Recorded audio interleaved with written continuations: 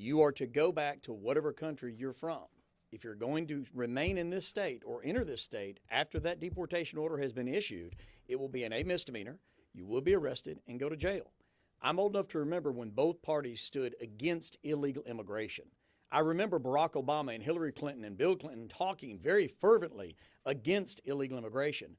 We stand with legal immigrants and U.S. citizens and against every single illegal immigrant who has broken the laws of the federal government. And if this bill passed, we'll be breaking the laws of the state of Tennessee for being here illegally.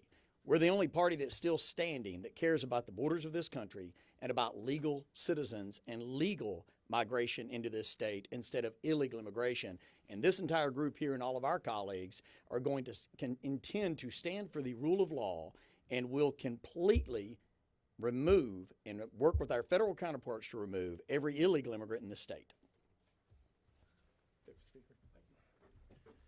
Thank you, Mr. Speaker, Lieutenant Governor, Senate and House colleagues. One of the top priorities for us in these efforts is to protect Tennesseans, to preserve resources that are available for Tennesseans, and to ensure we're stewarding taxpayer dollars well. One of the primary ways we can protect Tennesseans is to ensure the safety of our roadways.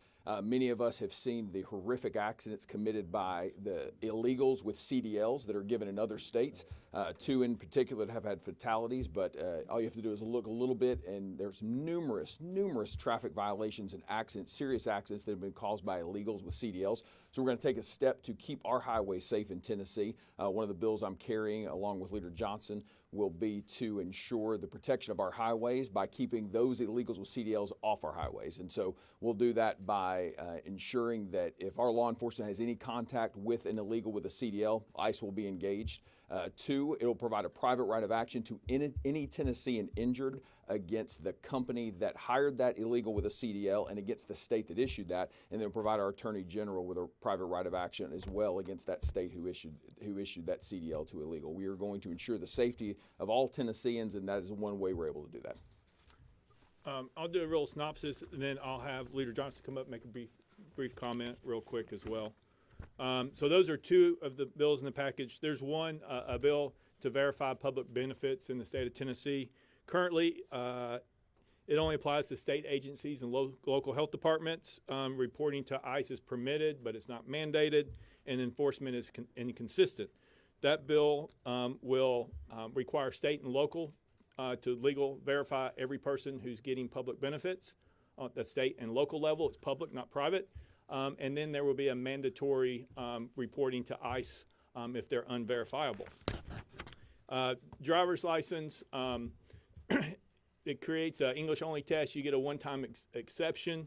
We understand that there's some people who come into the state. We have in Crossville, Stone Peak, and Crossville Ceramics, Italian German company. Sometimes they come over on a work visa. This would allow them to get a driver's license with a one-time exception for a 12-month period. After 12 months, they'd have to go back and take it in English if they wanted to continue to have the driver's license.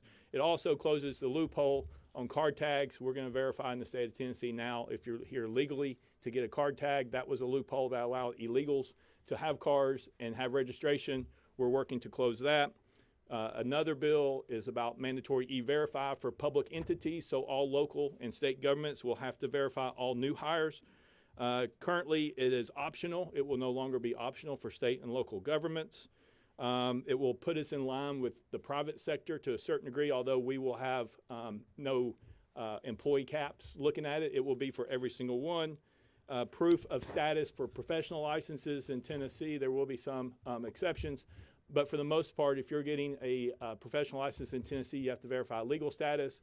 If it's a reciprocal license coming from another state and they check legal status, then they will get it. If they have not, then we will check it when they ask for the reciprocal license. We have two different types of reporting bills.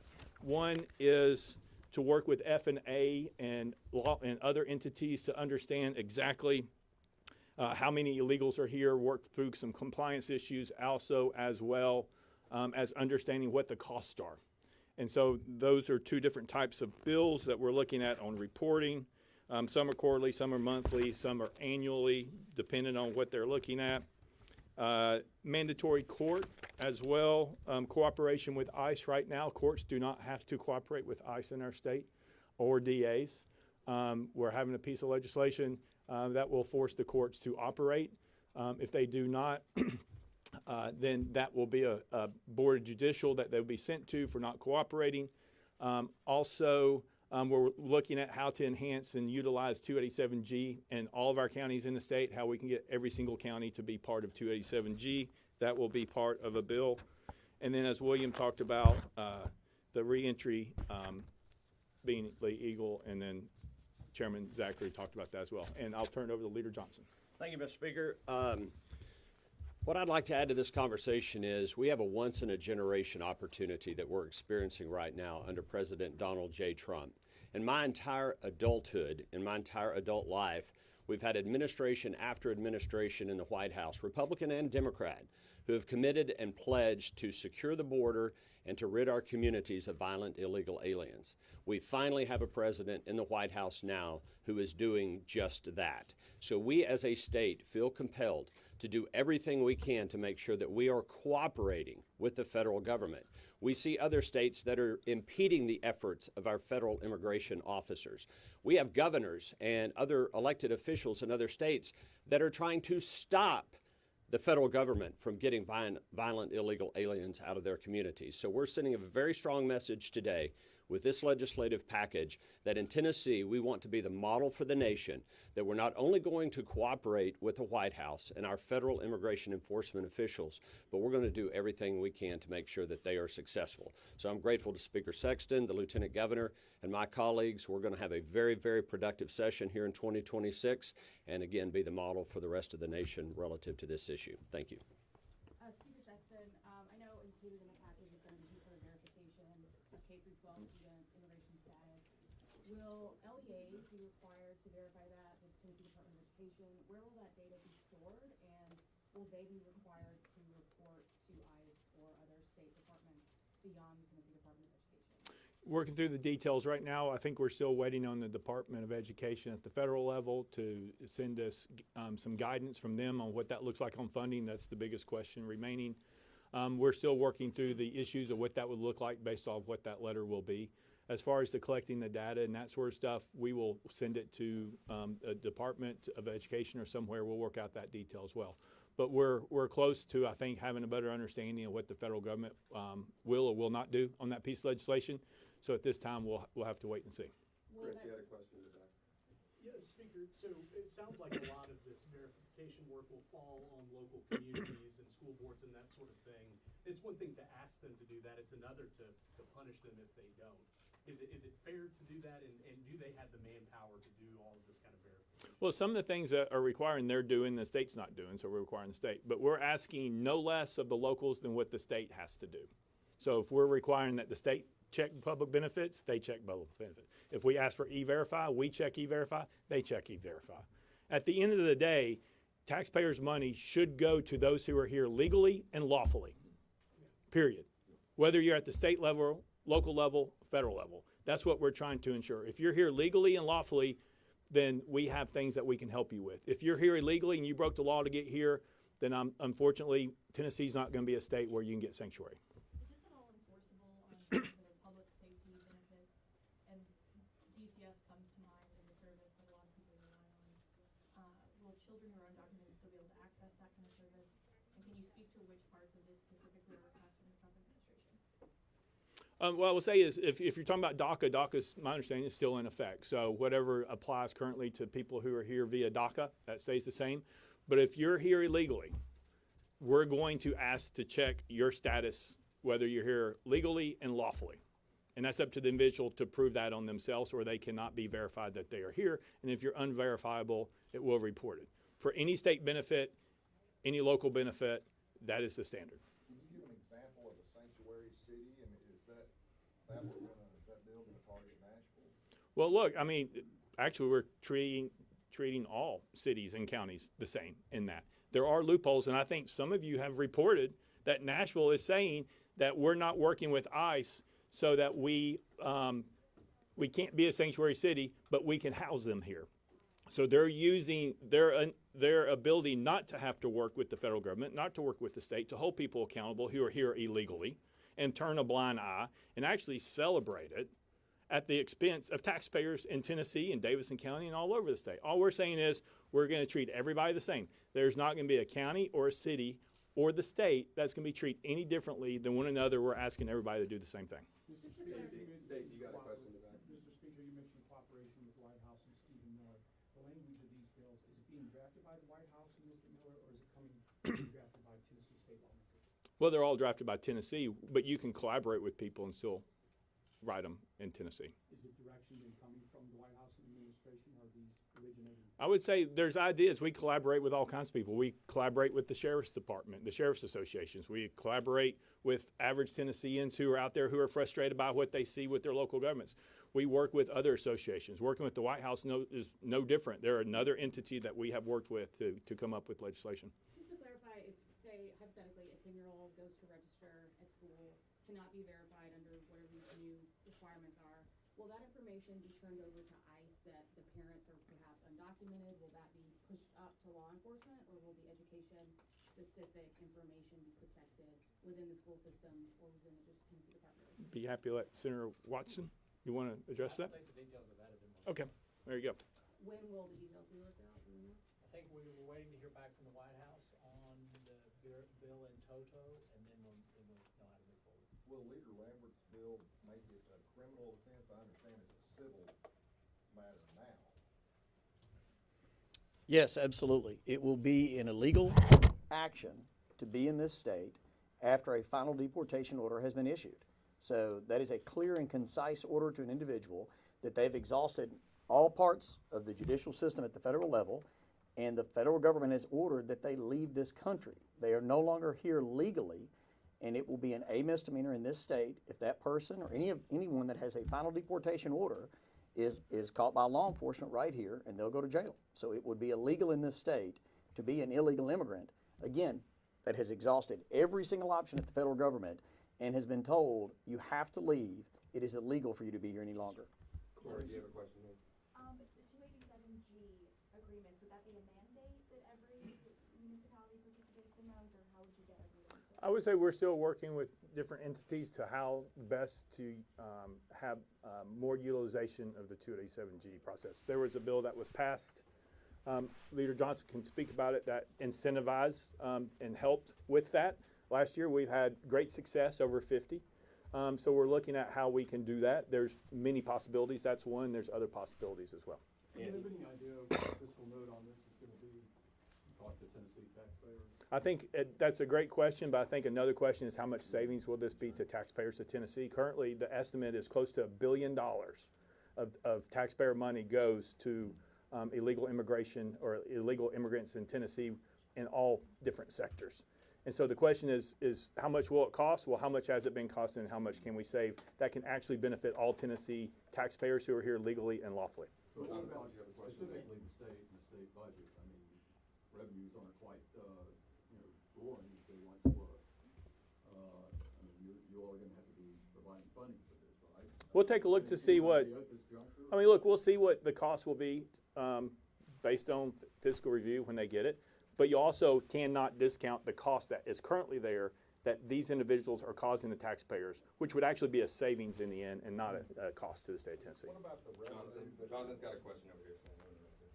In terms of verifying the status of K-12 students, how does that proposal compare with what Leader Lambert had last year? And is that proposal about trying to withhold or allow certain school districts to withhold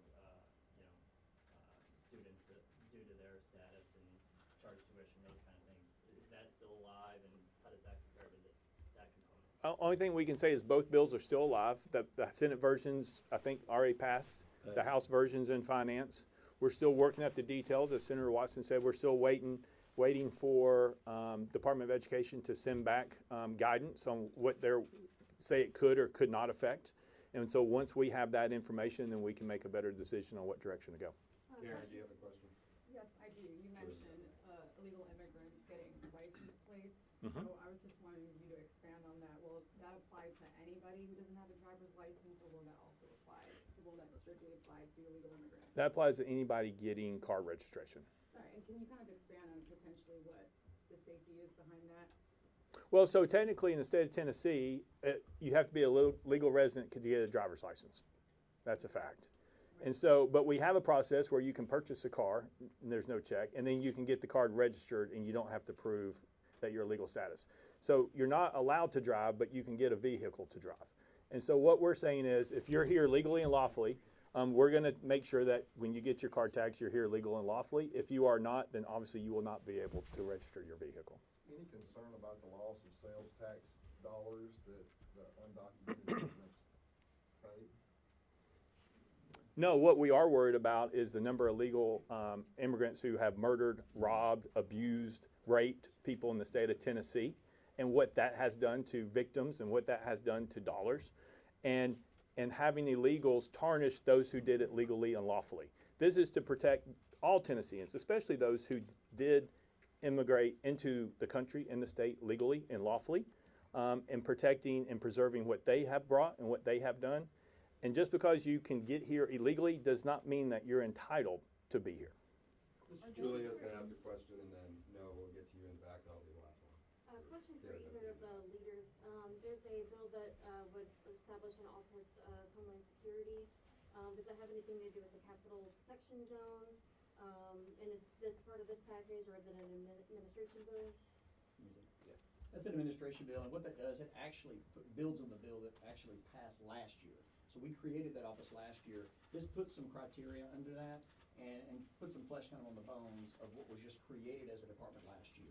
And it's totally separate from this. The Capital Protection Zone is literally just to recognize what is already done in policy on what our Capitol Hill zone is, so that those parameters are then protected a little bit more than the surrounding area, but that's what the troopers do right now.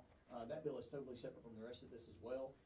But we've just never recognized that zone, and that should be a safe area for anybody to visit in the Capitol. We have school groups that come up all the time and families. We just don't recognize that formally, and that bill has nothing to do with the rest of this, and is literally, both of those are more just kind of administrative in nature, to build on what we passed last year on one, and then just recognize what that zone is in two. Is that a response to protests and marches that happen around there? Not at all. It's more a response to the fact that, you know, the leader and I enjoy traveling all over the country, and we go to different capitals anytime we get a chance with our families, and a lot of other capitals have at least a protection zone where they recognize, hey, look, this is the Capitol grounds. It's treated like a state park. It's treated like an area that's, you know, open to everybody and safe to everyone, as it should be. Washington, D.C. has the same, you know, type of environment there, and that's all we're really looking at here. But it's basically what is being done now. It's more formalizing it. Lieutenant Governor, you want to close? Governor McNally? Yeah, I have a question about the CDL licensure. So currently in Tennessee, you have to prove that you are a citizen to apply for the CDL. Is there a specific loophole that y'all are closing with this legislation? So what this is addressing the states who are giving CDLs to illegals, and then they come into Tennessee. Yeah, thank you. California, for one, I think is probably the worst offender. But a lot of times, people cannot even identify a majority of the signs that are used to, like stop signs, slow down, school zones, those type of signs. You all mentioned evaluating public benefit. Could you give some examples of what that entails and how you would even begin to verify that? That'll be the last question, guys. How to verify that the illegals are using public benefits? Right. Well, if the locals are having to verify status, whether they're here lawfully or not, then they know they're in their public housing units. That's easy to quantify. That you have X number in public housing, and this is what that costs, and this is what we're doing. You can also quantify what the cost is to law enforcement based off arrest. You can quantify the law enforcement what the costs are based on those who are in jail. So there are ways for locals to quantify what the impact of the illegals are onto the local community, as well as the state. And look, I will tell you, I was in Hamilton County a week and a half ago talking to the sheriff down there, who is part of the 287G process, who has the jail aspect of 287G. And last year alone, they had over 500 interactions with illegals just in Hamilton County. So for those who want to say they're not here, they are here. For those to say they're not causing problems, we can send you, we'll be happy to send you the mugshots of the individuals who have been picked up here in the state, who have committed crimes, that has caused victims, that is using resources, at least the public safety resources. it is happening. And so we want to make sure whatever we do, we're protecting Tennesseans, Tennessee families, tax dollars, preserving the legal immigration way into our state, and making sure that if you need benefits and you need resources and you need this, that Tennesseans have access to it and not someone here illegally is using your benefits that you could use because you did it the right way. That's all we have time. Thank y'all. Thank you. We were in mutual meetings and had a conversation. I have 3 final questions. On the